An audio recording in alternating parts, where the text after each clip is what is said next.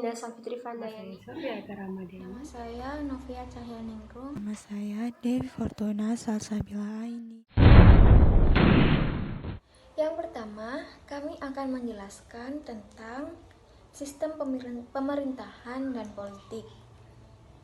Sistem pemerintahan dan politik yaitu hubungan antara lembaga-lembaga yang melaksanakan kegiatan pemerintahan dalam arti luas dalam suatu tatanan untuk mencapai tujuan negara dengan adanya pemisahan kekuasaan yang dapat menjamin kehidupan bernegara. Selanjutnya yaitu politik dan pemerintahan negara Indonesia.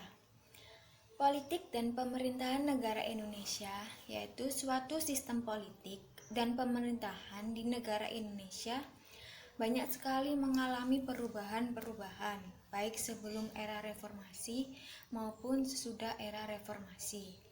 Setelah Indonesia merdeka pada tahun 1945, bangsa Indonesia mengalami pergolakan politik, kerusuhan-kerusuhan, kesulitan ekonomi, lemahnya pemerintahan, dan agresi Belanda.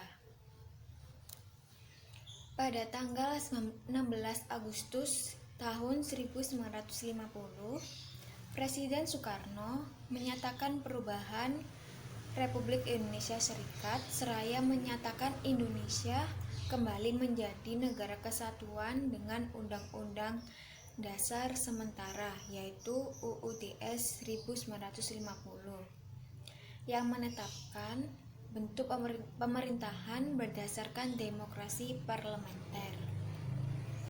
Di sini saya akan membahas tentang pasca 10 tahun reformasi. Perubahan politik yang sangat besar yang ditandai oleh lansirnya Presiden Soeharto menyebabkan perubahan yang sangat besar. Beberapa contohnya adalah: Contoh yang pertama adalah kembalinya demokrasi dalam kehidupan politik nasional. Di dalam negara demokrasi, pemilihan umum merupakan salah satu unsur yang sangat vital, karena salah satu parameter pengukur demokratis tidaknya suatu negara adalah dari bagaimana perjalanan pemilihan umum yang dilaksanakan oleh negara tersebut. Demokrasi adalah suatu bentuk pemerintahan oleh rakyat. Implementasi dari pemerintahan oleh rakyat adalah dengan memilih wakil rakyat atau pemimpin nasional melalui mekanisme yang dinamakan dengan pemilihan umum. Yang kedua, pemilu yang betul-betul luber berlangsung pada tahun 1999 dan diikuti oleh 48 parpol. Bergulirnya gerakan reformasi telah melahirkan beberapa perubahan, termasuk dalam soal penyelenggaraan pemilu tahun 1999. Sistem multipartai pemilu 1999 ternyata benar-benar membuktikan bahwa rakyat Indonesia sebelumnya terbelenggu aspirasi politiknya, karena dalam perjalanannya, partai politik yang sudah ada tidak sesuai dengan aspirasi masyarakat. Partai-partai yang sudah ada hanya mempertahankan status quo saja. Yang ketiga, DPR bertindak mengawasi presiden. Demokrasi ini membawa konsekuensi pola relasi antara presiden dan DPR mengalami perubahan cukup mendasar. Jika pada masa lalu DPR hanya menjadi tukang stempel, sekarang mereka bertindak mengawasi presiden. Yang keempat, perubahan sistem parlementer menjadi sistem presidensialisme. berikut adalah sistem pemerintahan Indonesia saat ini. Indonesia merupakan negara dengan sistem pemerintahan presidensial, berdasarkan pada kesepakatan pendiri bangsa dalam Sidang Badan Penyelidik Usaha Persiapan Kemerdekaan atau BPUPK pada 29 Mei sampai 1 Juni dan 10 sampai 17 Juli 1945. Berikut ini adalah ciri-ciri pemerintahan presidensial. Ciri-ciri sistem pemerintahan presidensial.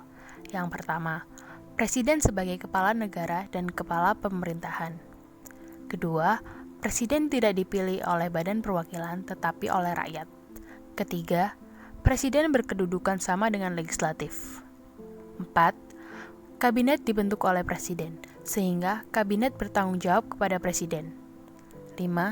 Presiden tidak dapat dijatuhkan oleh badan legislatif. Begitupun sebaliknya, presiden tidak dapat membubarkan badan legislatif. Di sini saya akan menjelaskan tentang politik dan pemerintahan negara Korea Selatan. Korea Selatan adalah negara yang terletak di semenanjung Korea Asia Timur. Korea Selatan membentuk negara tersendiri dan menamakannya sebagai Republik Korea pada tahun 1948. Korea Selatan adalah negara presidensial. Korea Selatan membagi pemerintahannya dalam 3 bagian, yaitu eksekutif, yudikatif, dan legislatif. Pengadilan konstitusional menjadi lembaga tertinggi pemegang kekuasaan yudikatif yang terdiri atas 9 hakim yang direkomendasikan oleh Presiden dan Dewan Perwakilan. Selanjutnya adalah kemerdekaan Korea Selatan. Korea atau Korea Selatan merdeka pada tanggal 15 Agustus 1948. Negara ini memiliki keunikan dan hal ini membentuk kepribadian bangsa Korea dalam politik dengan proses selama 500 tahun di bawah dinasti Joseon. Terjadinya perjanjian antara Jepang dan Sekutu yang membagi semenanjung Korea menjadi 2. Perjanjian ini disebut dengan Perundingan Swedia atau Perjanjian Potsdam dan Krim. Pembagian ini yaitu Korea Selatan berada di bawah perwakilan Amerika Serikat dan Korea Utara berada di bawah perwakilan Uni Soviet. Awal pemerintahan di Korea Selatan mengalami ketidakstabilan politik sehingga Korea menjadi sebuah medan pertempuran. Korea Selatan cenderung liberal. Korea Selatan menyelenggarakan pemilihan umum.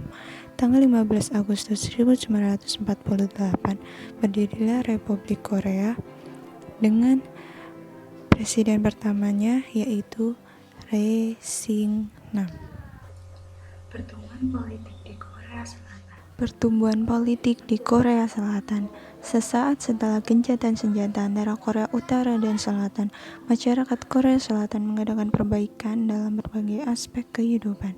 Chun Do-hwan muncul menggantikan Park dan segera membentuk Partai Keadilan Demokrat yang mengusung pula unsur-unsur militeristik yang tidak lagi sesuai dengan harapan rakyat Korea Selatan. Selanjutnya di sini kelompok kami akan menjelaskan mengenai perbandingan politik dan pemerintahan di Indonesia dan juga di Korea Selatan. Sini saya sendiri akan menjelaskan perbandingan di bidang konstitusinya. Di bab konstitusi berdasarkan bentuk negaranya. Di Indonesia sendiri, bentuk negaranya adalah kesatuan. Yang kedua, penyelenggaraan pemerintahnya dilaksanakan berdasarkan pasal 18 Undang-Undang Dasar 1945 dan tentunya dilaksanakannya itu sesuai dengan asas desentralisasi, asas dekonsentrasi dan juga tugas pembantuan dalam pelaksanaan dan penyelenggaraan pemerintahan di daerah. Dan perbedaannya dengan konstitusi bentuk negara di Korea Selatan sendiri, negara Korea Selatan adalah negara kesatuan yang berbentuk republik demokratis. Di sini bentuk republik demokratis sendiri menganut sistem republik yang menekankan pada kebebasan individu dengan mengabaikan kepentingan umum. Kekuasaan pemerintahannya pun dibatasi oleh undang-undang. Jadi perbedaannya di sini ada pada kebebasannya sendiri, karena di sini lebih mementingkan kebebasan individunya daripada kepentingan umumnya. Dan yang poin ketiga yaitu kepala pemerintahannya sendiri dipimpin oleh Perdana Menteri dan Presiden sendiri menjabat sebagai kepala negara. Jadi di sana Korea Selatan ada 2 kepemimpinan. Yang pertama yaitu presiden, dan presiden itu menjabatnya sebagai kepala negara. Dan seorang Perdana Menteri sendiri di sana menjabatnya sebagai kepala pemerintahan di Korea Selatan. Perbandingan struktur ketatanegaraan antara Indonesia dengan Korea Selatan.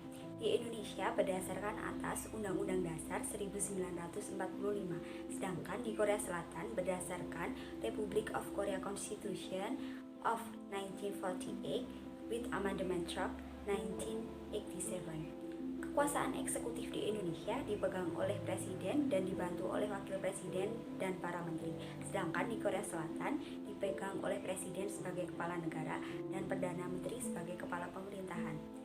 Kekuasaan legislatif di Indonesia dijalankan oleh 3 lembaga, yakni MPR, DPR, dan DPD. sedangkan di Korea Selatan dijalankan oleh The National Assembly atau Majelis Nasional. Selanjutnya, kekuasaan yudikatif di Indonesia dijalankan oleh Mahkamah Agung, Mahkamah Konstitusi, serta Komisi Yudisial. Sedangkan di Korea Selatan, kekuasaan yudikatif dijalankan oleh Mahkamah Agung atau Supreme Court dan Mahkamah Konstitusi atau The Constitutional Court. Perbandingan proses perubahan konstitusi antara Indonesia dengan Korea Selatan.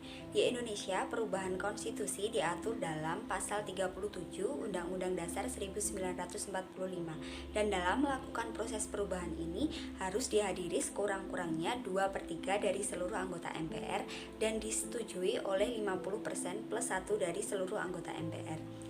Sedangkan perubahan atas konstitusi di Korea Selatan diatur dalam pasal 128, 129, dan 130 yang berbunyi bahwa perubahan konstitusi dalam proses mengamandemenkan konstitusi mayoritas dari Majelis Nasional atau Presiden mengajukan usulan amandemen terhadap konstitusi sebelum dihadapkan ke publik oleh Presiden selama 20 hari atau lebih.